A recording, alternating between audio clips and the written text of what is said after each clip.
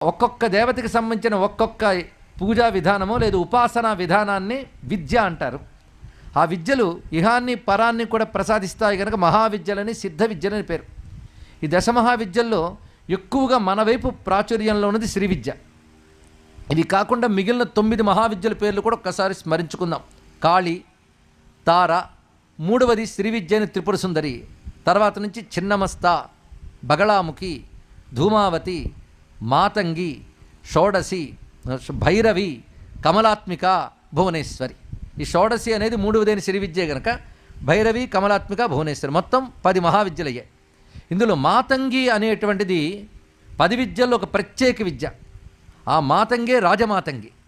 ఆ మాతంగి పేరు శ్యామలాదేవి. అందుకే మాతంగ కన్యాం మనసా స్మరామి అని మనం చెప్తూ ఉంటాం ఇక్కడ. అలాంటి ఆ మాతంగి విద్య ప్రత్యేకించి ఒక ఉపాసన విద్య. అంటే